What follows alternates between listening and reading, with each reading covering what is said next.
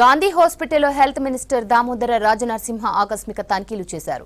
నేరుగా out patient వార్డుకు వెళ్లి పేషెంట్లతో మాట్లాడారు. డాక్టర్ల అటెండెన్స్ షీట్ తెప్పించుకొని పరిశీలించారు. ముందస్తు సమాచారం లేకుండా డ్యూటీకి గైహాజరైన డాక్టర్లపై చర్యలు తీసుకోవాలని ఉన్నతాధికారులను ఆదేశించారు. ఓపీలో ప్రొఫెసర్లు, అసోసియేట్ ప్రొఫెసర్లు అందుబాటులో లేకపోవడంపై అసంతృప్తి వ్యక్తం చేశారు. షోకాజ్ నోటీసులు ఇచ్చి వివరణ తీసుకోవాలని సూపరింటెండెంట్ డిఎంఈని ఆదేశించారు. గాంధీలో OP, IP, MCH, IVF scanning వార్డులను పరిశీలించారు దామోదర. ఐవీఎఫ్ సేవల్లో జాప్యంపై అసంతృప్తి వ్యక్తం చేశారు.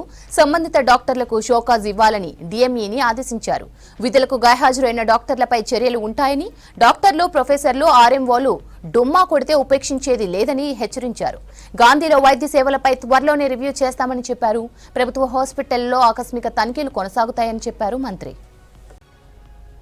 గాంధీ హాస్పిటల్లో హెల్త్ మినిస్టర్ దామోదర రాజనరసింహ ఆకస్మిక తనిఖీలు చేశారు.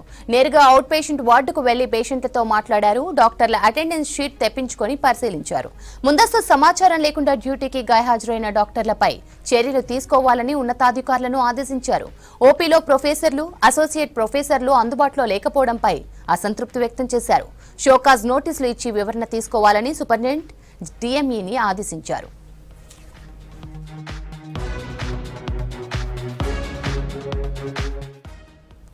గాంధీలో OP, IP, MCH, IVF scanning వార్డులను పరిశీలించారు దామోదర. ఐవీఎఫ్ సేవల్లో జాప్యంపై అసంతృప్తి వ్యక్తం చేశారు. సంబంధిత డాక్టర్లకు షోకాజ్ ఇవ్వాలని డిఎంఈని ఆదేశించారు.